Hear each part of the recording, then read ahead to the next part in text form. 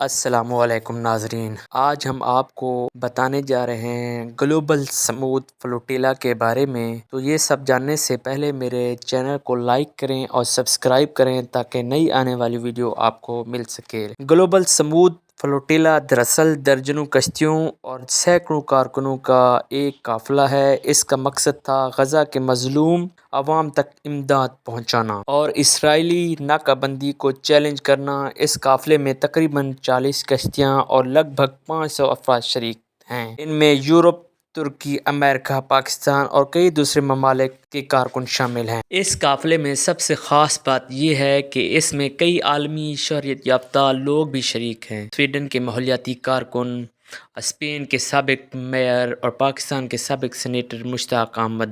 ان سب کا مقصد ایک ہی ہے، غزہ کے لوگوں تک انسانیت کا پیغام اور امداد پہنچانا۔ لیکن یہ سفر آسان نہیں تھا۔ جیسے ہی فلوٹیلا نے بحر روم کے اس حصے میں قدم رکھا جسے ہائی رسک زون کہا جاتا ہے، اسرائیلی بحریہ حرکت میں آ گئی۔ اسرائیلی بحریہ نے ان کشتیوں کو روکنے کے لیے کئی طریقے استعمال کیے: ڈرون سے نگرانی، مواصلات نظام جام کر دینا، پانی کے توپ اور کیمیکل اسپرے کا استعمال، اور آخر کار کشتیوں پر چڑھائی کر کے کارکنوں کو گرفتار کر لیا۔ رپورٹس کے مطابق 200 سے زیادہ کارکن گرفتار کیے گئے ہیں۔ ان گرفتار شدہ لوگوں میں پاکستانی سابق سینیٹر مشتاق احمد بھی شامل تھے۔ اس کے علاوہ اور کئی یورپی سیاستدان بھی حراست میں لیے گئے۔ اسرائیل کا موقف یہ ہے کہ یہ ایک قانونی ناکہ بندی ہے، جبکہ کارکنوں کا کہنا ہے کہ یہ ناکہ بندی غیر قانونی اور انسانی حقوق کی کھلی خلاف ورزی ہے۔ فلوٹیلا کو روکنے اور کارکنوں کو گرفتار کرنے پر دنیا بھر سے رد عمل آیا۔ انسانی حقوق کی تنظیموں نے اسرائیل کی کارروائی کو سخت تنقید کا نشانہ بنایا۔ کچھ ممالک نے اپنے شہریوں کی فوری رہائی کا مطالبہ بھی کیا۔ اسرائیل عام طور پر ایسے قافلوں کو چند دن حراست میں رکھنے کے بعد ملک بدر کر دیتا ہے۔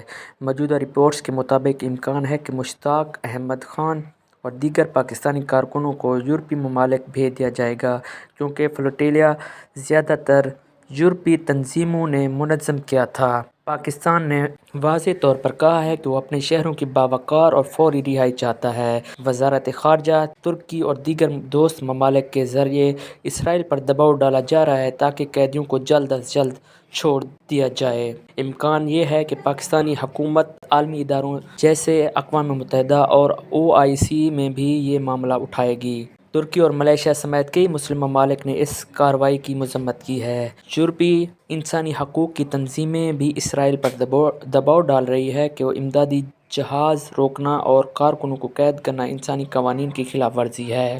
اس دباؤ کی وجہ سے امکان یہ ہے کہ گرفتاری زیادہ دن نہیں چلے گی۔ تاحال اطلاعات یہ ہیں کہ دیگر پاکستانی کارکن محفوظ اور صحت مند ہیں۔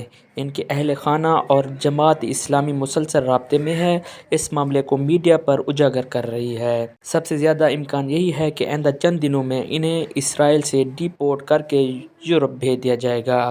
اگر اسرائیل سخت رویہ اختیار کرتا ہے تو پاکستان عالمی سطح پر مزید سفارتی دباؤ ڈالے گا۔ اس واقعے کے بعد مستقبل میں ایسے فلوٹیلا مشنز پر مزید پابندیاں یعنی حفاظتی اقدامات بڑھائے جا سکتے ہیں۔ موجودہ وقت تک سب سے اہم بات یہ ہے کہ مشتاق احمد خان زندہ محفوظ ہیں، حراست میں ہیں اور امکان ہے کہ جلد ہی انہیں رہا کر دیا جائے گا۔ نیکسٹ اپ ڈیٹ کے لیے میرے چینل کو لائک کریں اور سبسکرائب کریں تاکہ نئی آنے والی ویڈیو آپ کو مل سکے۔ شکریہ۔